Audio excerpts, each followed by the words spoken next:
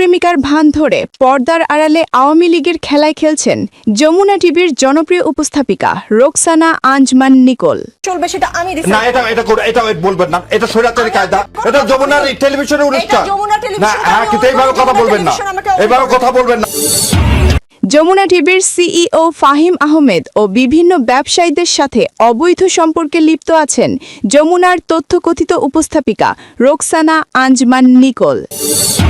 এবং সর্বশেষ জানিয়ে দিব, যমুনা টিভির উপস্থাপিকা রোকসানা আঞ্জমান নিকোলার অবৈধ সমস্ত কুকর্মের গোপন ভিডিও ফাঁস। আসসালামু আলাইকুম প্রিয় দর্শক, নতুন একটি নিউজে আপনাদেরকে স্বাগতম। দর্শক, আজকে আপনাদের মাঝে হাজির হয়েছি এমন একটি গুরুত্বপূর্ণ ভিডিও নিয়ে, যে ভিডিওটি দেখলে রীতিমতো অবাক হবেন।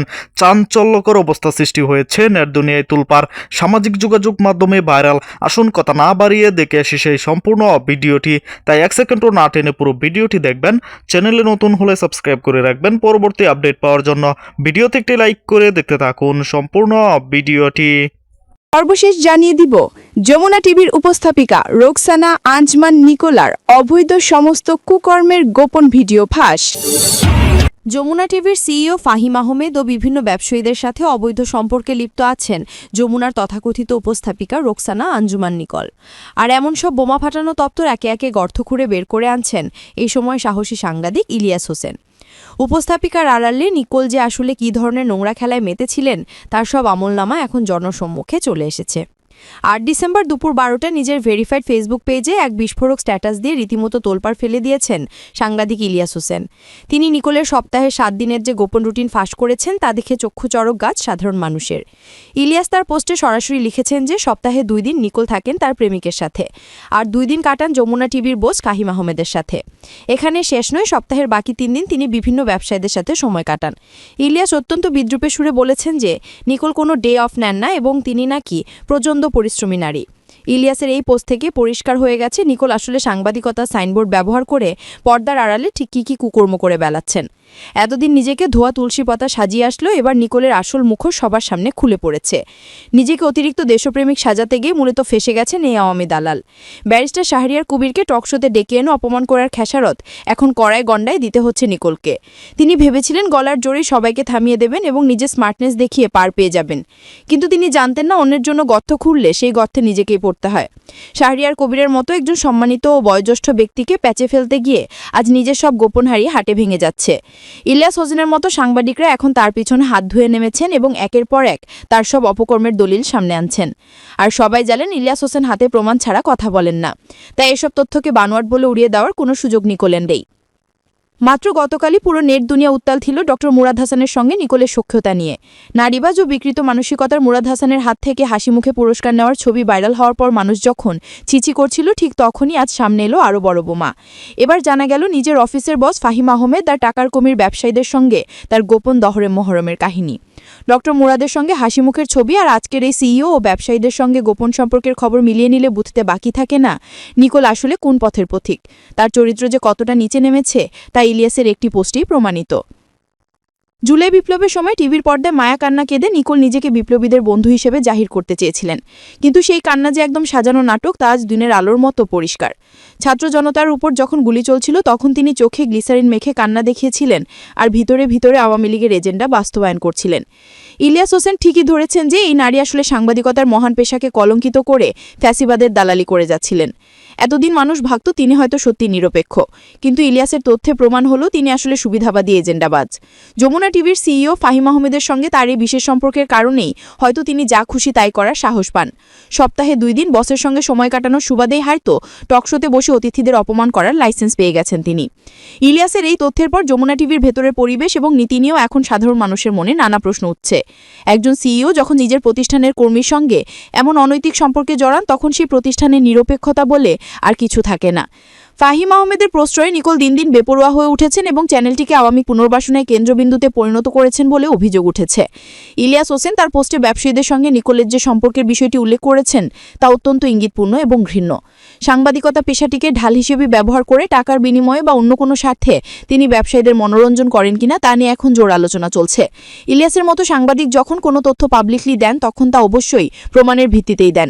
ডে অফ ছাড়া সপ্তাহে 7 দিনে এভাবে বিভিন্ন পুরুষের সঙ্গে সময় কাটানোকে ইলিয়াস পরিশ্রমী বলে কটাক্ষ করেছেন, যা আসলে নিকোলের চরিত্রের এক ভয়াবহ দিক উন্মোচন করে।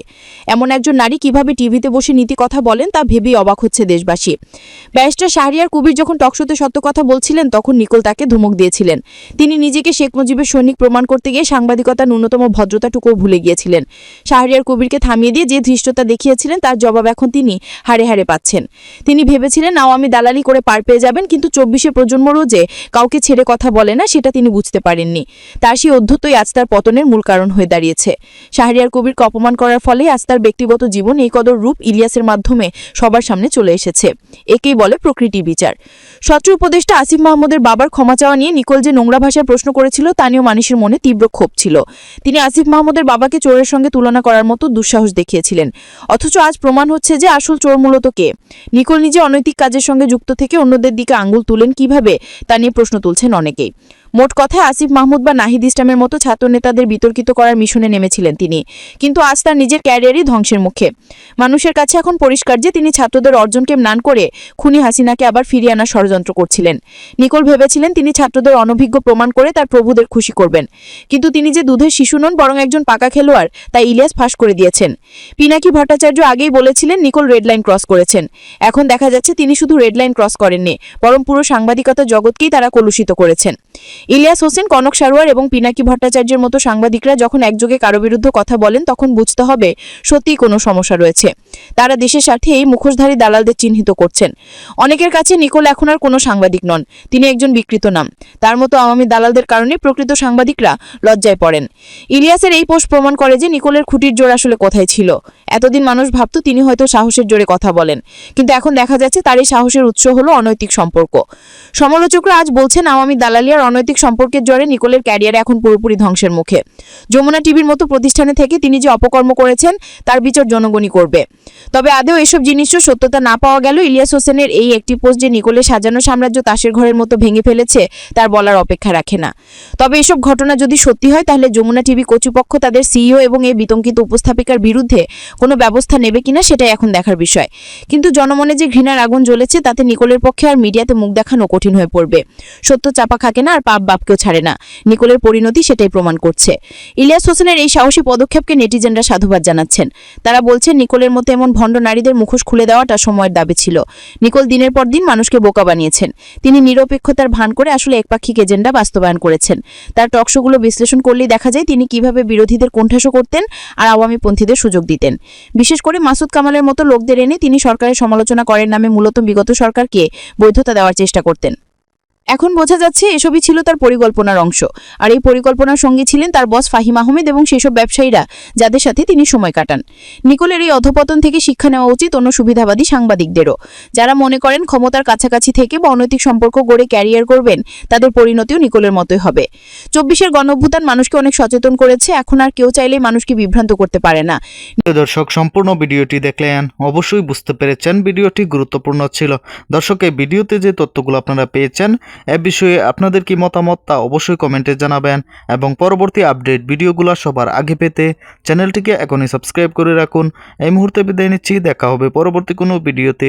সে পর্যন্ত ভালো থাকুন, সুস্থ থাকুন। আসসালামু আলাইকুম।